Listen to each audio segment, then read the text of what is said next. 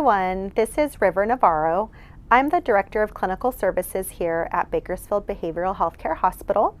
I'd like to wish everyone a happy Wellness Wednesday and say hello to all of our Facebook family and friends. Today's topic is healthy relationships. I'm really excited about this one.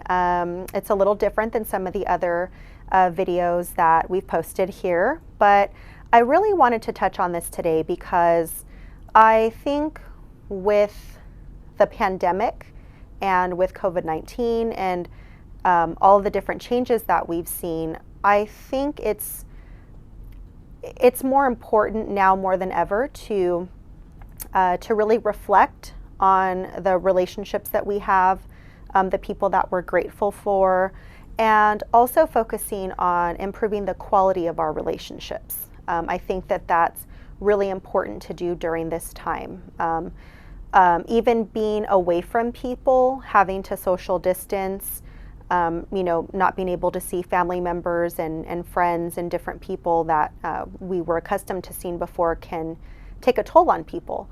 But I also think it's important to focus on how we can maintain those relationships and how we can work on improving the quality of them as well so that we have the support we need during this time. So I'm going to jump right in. I have this lovely healthy relationships wheel that I want to share with you today. So here it is. I hope all of you can see it.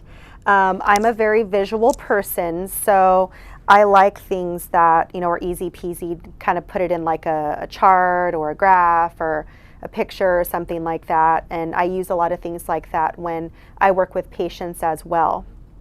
Sometimes just looking at a little pie chart is enough to strike up a conversation with someone, and sometimes it can take the place of words sometimes when some of our patients don't maybe have the words to talk about some of these things that are so intimate and personal. So the wheel, for those of you who maybe didn't see it, or I know I just showed it for a second, one of the points that I want to make about the little wheel, pie chart, whatever you want to call it, is that respect is in the middle. So I think that that's the first point that I want to make. So I'm saying that one of the most important things in having a healthy relationship with another person is mutual respect, right? So people respecting each other. So what I think respect is, I think it's taking someone's thoughts, feelings, wishes, and their rights into account. So just think about that for a minute. Think of someone that you have respect for, right? And kind of think about whether all of those, if your idea of respecting them kind of hits all those points. So if you have someone in your life that you think you have a positive relationship with, and there's mutual respect there, that's definitely, I think, a good starting point for that. So just keep in mind, respect is, I think, kind of the thing that glues everything else together. So that's the starting point, but then I'll get into the other characteristics of a healthy relationship as well. So first things first, respect is extremely important. The second point that I want to make about that I think is important to remember and to reflect about is that it's important for people to stay focused and to continue making decisions that are in the best interests of the relationship. So whether this is a romantic relationship, a friendship, a relationship with a family member, a coworker, whoever it may be that you have this relationship with, it's very easy to get caught up in what you want, or what your needs are, or just not really taking that other person into account.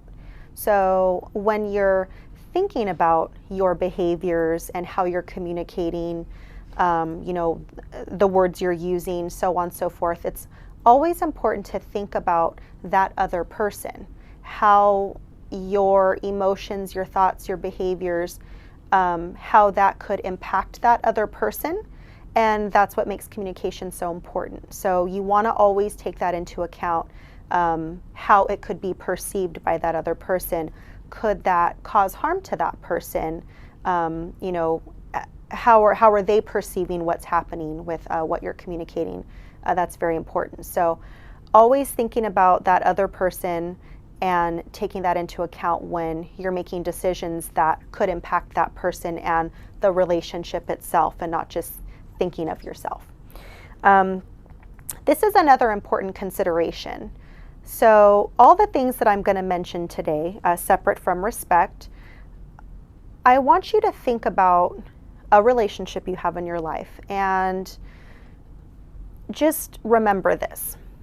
You should not have to ask for the bare minimum.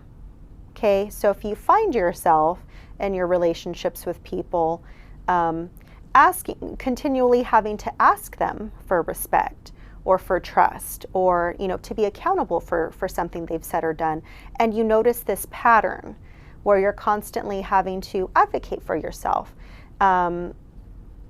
that's something you want to think about, right? Because someone who truly respects you, not that these issues don't come up, but they shouldn't come up all the time. You shouldn't constantly feel disrespected by this other person you have a relationship with, or you shouldn't feel unsafe around them frequently. Whenever they've made a mistake or they've hurt you for some reason, they should be accountable for that, right? An apology goes a long way, and changes in behavior go a long way, right? To show you that they were listening to what you said and starting to take your thoughts and feelings into account. So just something to keep in mind if you're noticing these patterns where you're constantly asking for what I would call the bare minimum, then there may be some issues in the relationship that you might need to resolve with that person. And if it truly is a toxic, harmful, unsafe relationship, then you have some decisions to make about that, right? Okay. The last thing I want you to consider before I get into explaining our lovely will here is that communication is cool, and communication really goes a long way. So I can think of many times where I assumed that something was common knowledge between me and that other person. I can think of romantic relationships, friendships, co-workers, people that work in my department. Sometimes things seem like they're, oh, well, everybody knows that, or, oh, well, they know what I mean. And that's not true. So there can be a lot of things that get missed that way, or there can be misunderstandings, and so on and so forth, that can really interfere in your relationship. So I definitely want you to think about that.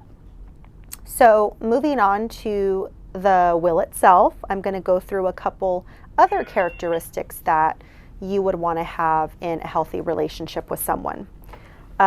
This one's one of my favorites. I mentioned this earlier. So accountability. Accountability is extremely important, right?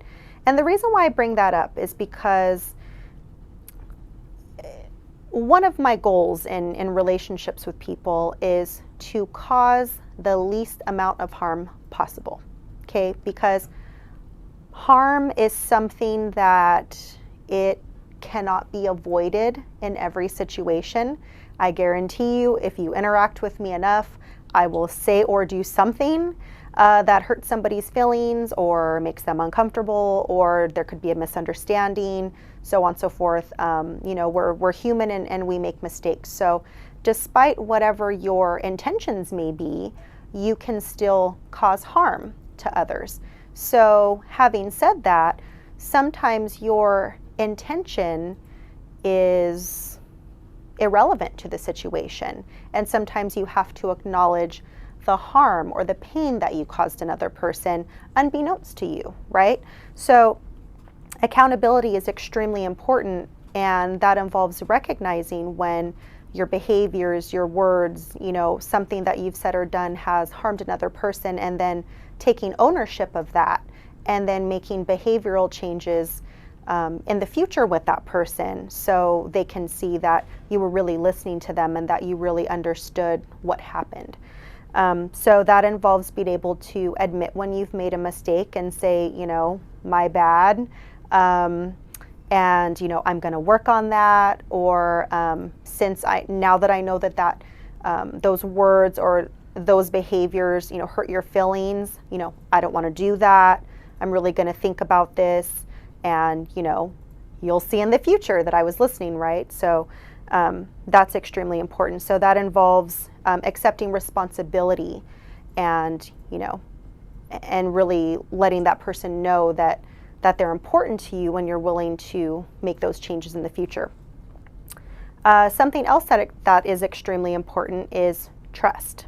So a lot of people, in their top 3 that I hear, people usually say they value honesty, they value trust, and they value respect. So I hear those 3 all the time. So being able to accept what someone's telling you, to be able to accept what they're saying at face value, not having to feel like you need to question them, or not feeling like what they're telling you isn't true, and being able to give your person the benefit of the doubt in situations. So if those are things that you don't have established, or you feel that there's been some trust that has been broken for some reason, those are definitely things that you want to address with that person.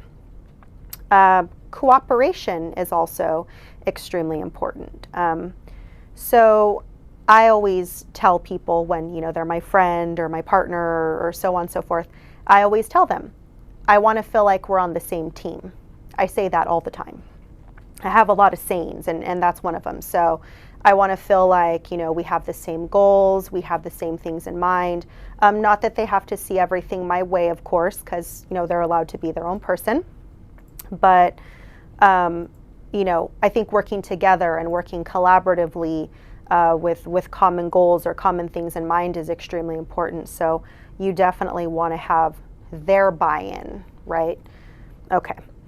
Support is extremely important. So I like to call it emotional support, because I think it's important to be connected emotionally to people you have relationships with. You definitely want to feel like they have your back. They're going to celebrate you when things are going great, and they're going to cry with you when things aren't going so great, right? You want to always feel like that person has your back and they're in your corner. So that's what I think supporting someone is, or what it should be. Honesty, of course, I mentioned that earlier. That tends to be in most people's top 3 of things that they really value when they think of a healthy relationship, or at least that's what people tell me. So honesty is extremely important because it requires you to be vulnerable. So there, I said it. If you're going to have a healthy relationship with someone, you have to be vulnerable. You have to be willing to be truthful and to tell them what really needs to be said. Okay, so, and that goes back, that can cause harm, that sometimes when you're being truthful and you're speaking your truth and you're communicating openly and you're being vulnerable with another person, that's pretty intense. And some people don't like that discomfort, and it can be difficult to communicate honestly and openly with someone. So I definitely want to encourage all of you to do just that, because it's extremely important when it comes to developing something long-lasting with another person. And the last characteristic I want to talk about is safety. This one, I think, is, for me, it's at the heart of everything. And you can have your own opinions or thoughts on that, but I think it's extremely important to feel a sense of safety and security with someone, especially if you're going to be vulnerable with that person, right? You don't want to feel that this person would ever blatantly harm you or do something malicious towards you, right? I would hope, if you have a healthy relationship with someone, You don't harbor any ill will towards that person. They have no ill will towards you. And that means respecting boundaries, whether those are physical boundaries, emotional boundaries, any boundaries that you may have. You should be able to feel like that person is capable of understanding those boundaries and respecting those, and you should be doing the same for that person as well. And this also has to do with expressing yourself openly and honestly, but in a non-threatening, non-violent way, right? And if you're just not in the right headspace to communicate with someone in a safe way, then you need to remove yourself from that situation. So I'll give you an example.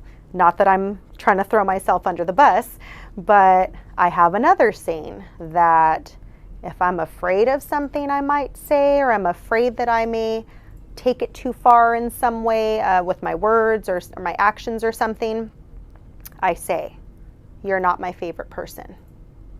Or I ask that person, "I'd like you to give me some space. And then when I'm ready, I'll reach out to you," right? And there's nothing wrong with that at all. It's better than doing something that could really hurt someone or make someone feel unsafe to where they don't feel comfortable being open with you anymore, right? Because you don't want to cut off that communication if you care about this person. So you're also allowed to set boundaries or to say, "I need a timeout," or "I think we need a timeout. This isn't a good time to talk about this right now," or "It's getting really heated. We should probably call it a day and come back to it," right? There's nothing wrong with that. So the very last point that I want to make about healthy relationships is that it's a lot of hard work. So in order to develop a healthy relationship with another person and then to maintain it is a whole other thing. So it's a whole other can of worms. But I've heard from many people who have been married for a long time, or they've had friendships with people for a long time, or something like that. They always tell me about how hard it is, right? And that the emotional work never ends. And so I really encourage all of you, for those of you who want to maintain these healthy relationships with special people in your lives, I really want to encourage you to put in the work, right? Do what needs to be done and call it a day, right? So that work will always be there, and it doesn't mean that the relationship is going to be perfect or it needs to be perfect or anything like that. I think relationships are always a work in progress. So I hope that all of the things I mentioned today were useful to you. I hope that you can find this lovely will online. I think I just did a simple Google search like, healthy relationships wheel or something, because I like pictures. So I do encourage all of you to, if this one doesn't work for you, there's many other ones out there. So I encourage you to find something that resonates with you and the things that you value. There's no right or wrong way to do that, right? It's all about whatever you're comfortable with. So having said all that, I hope all of you have a wonderful day, and I look forward to presenting something different next week. Have a great day, everyone. Bye.